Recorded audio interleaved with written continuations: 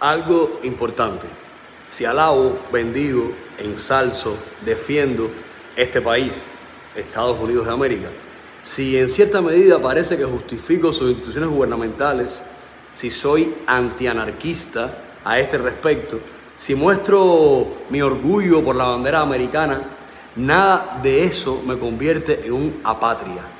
Tampoco soy un fanático y mucho menos un gusano. Ese término lo copió alguien del Manifiesto Comunista, el que aconseja que a los enemigos de la revolución hay que ponerles nombres peyorativos, como chinches. En Cuba, siguiendo las instrucciones de ese manifiesto al pie de la letra, encontraron un nombre peor, mucho más indigno, el de gusanos. Pues no soy nada de eso, como tampoco Estados Unidos es el imperialismo salvaje que se come al mundo. Otras personas hacen resistencia y todo el tiempo se sienten incómodas en la necesidad de competir, cuando de USA me refiero a los logros, a la organización de su democracia, a la belleza de Miami, de New York, etc. Esa frustración de esas personas no me explico a qué viene. ¿Será envidia? ¿Será infelicidad? Creo que un poco de todo eso. Y el tremendísimo daño que le hizo la llamada Revolución Cubana a las conciencias. No se trata de un partido o del otro en este momento, me refiero solamente a la verdad. Un poco de historia. Cuando la operación Peter Pan, la Iglesia Católica sirvió de puente para atraer a muchos niños separados de sus padres, ya que no era posible de golpe una migración tan grande, hijos y padres quiero decir. Muchos todavía juzgan aquel hecho sin escudriñar un poco en la historia y en la desgracia que le venía a Cuba. Si es verdad que Fidel no creó campos de concentración para niños o familias enteras, porque las UMAP, los campos de concentración que creó en 1965 en Cuba, eran para hombres homosexuales, hippies, religiosos y aquel que tuviera alguna conducta impropia. Y esta última razón, tan relativa, que cabía ahí en ese saco cualquiera. El caso es que en Cuba los niños no corrían ese peligro, pero ¿quién podía adivinarlo? Ya se sabía, aunque a mí no me lo contaron en la escuela en Cuba, que el comunismo asesinó muchas más personas que el fascismo. Eso es lo que se sabía. Cuando se declara el carácter socialista de la revolución, muchas personas tuvieron miedo. Era probable que los herederos de una filosofía que dejó una estela de muertos hicieran lo mismo. Pero a pesar de las múltiples razones que puedo mostrarles, hay una muy curiosa. Siguiendo a la doctora Hilda Molina, neurocirujana que le hizo un perfil psicológico a Fidel Castro, me enteré que ya él le confesó una vez a ella que ya a él no le importaban tanto las revoluciones sociales, sino le importaban las revoluciones de las conciencias. Qué interesante. O sea, que había un trabajo filosófico, o como descaradamente aún se dice, un trabajo ideológico para conquistar las conciencias de todos los cubanos. Trabajo que empezaba en la cuna, por cada cuadra, los comités, por ejemplo, las escuelas o la escuela. Toda una mega producción en función de convertir a todo un pueblo y sus descendientes en autómatas. Cada cual, esto es lógico y lo defiendo, tiene derecho a pensar y a acceder a toda la información existente en la historia, a todos los autores y a crearse su propio criterio. Nadie tiene que pensar por nadie, Dios mío. Nadie tiene que imponerle un criterio o un estilo de vida a nadie. Pues escuchando ese cuento de la doctora Hilda Molina, concluí el por qué mi país está deshecho. Los valores se han subvertido. Para muchos en Cuba, robar es resolver. El robo, la extorsión, son antivalores institucionalizados. En su mayoría, los niños ya no parecen niños. La chabacanería, la irreverencia, la arrogancia.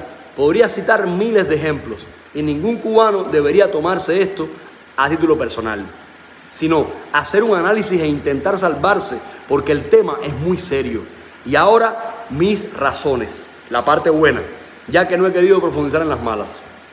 Estados Unidos me salvó y la primera razón de mi amor por esta nación es de agradecimiento. Sí, en nombre mío y en nombre de todos los cubanos que huyeron de la indecencia, de la involución, de la institución del desamor, de la institución del sálvese quien pueda.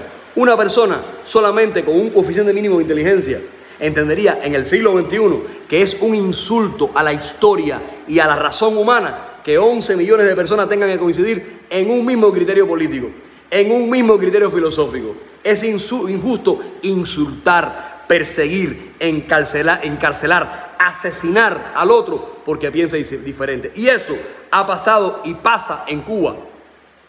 Estados Unidos nos ha salvado de eso. Imagínense que no hubiera existido este país, que hubiera sido de muchos cubanos que tuvieron que huir por miedo a la muerte y a tantas barbaridades. También Estados Unidos nos dio la oportunidad de contarle al mundo de qué estamos hechos los cubanos. Porque solo hay que ver Miami, la belleza de Miami, y se sabe qué podemos hacer los cubanos en libertad. Pero este agradecimiento se extiende porque este gran país es el que más inmigrantes ha recibido en la historia para darle abrigo a todo el que no lo tenga en su tierra. Ahora hay una ola de molestias con este tema. Desgraciadamente, a veces o siempre, los favores se convierten en obligación y aparece la limosna con escopeta. Pero este es otro gran tema. Africanos de todas partes del África, del color que sean, han recibido y reciben asilo en este país. Musulmanes, asumiendo los riesgos que sean, chinos, coreanos. Quiere decir que el abrigo del planeta a este respecto ha sido y es este país. ¿Qué puedo decir mal de una nación que recibe a una congolesa y le da un crédito para que se gradúe y ella se hace médico o abogado? Sería un mal nacido quien, sabiendo esto, exprese rechazo. Cuando en 1980 muchos cubanos, aprovechándose de los hechos de la Embajada del Perú, quisieron abandonar la isla, Estados Unidos dijo que sí. Las palabras de Carter fueron algo así: no podemos dar el respaldo a los cubanos.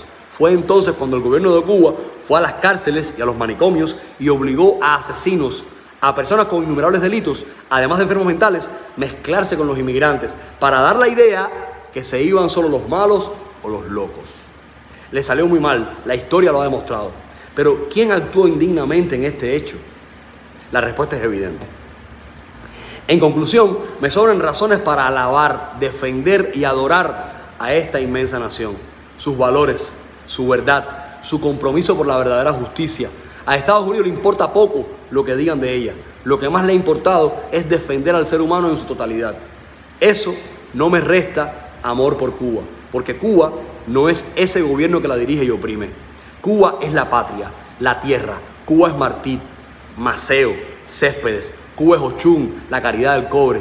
Cuba es mi abuela. Cuba es algo hermoso que siempre llevaré dentro. Mi amor y respeto por mi otro país, no quiere decir que Cuba no exista en mí, ya que el amor jamás se apaga a sí mismo. Por el contrario, el amor multiplica al amor. Creo que Cuba también estará agradecida por tantos hijos protegidos y por mucha cultura cubana salvada gracias a Miami. Por todo esto y mucho más, y sintiéndolo por aquellos a los que les falta realización o inteligencia para entender, God bless the United States of America.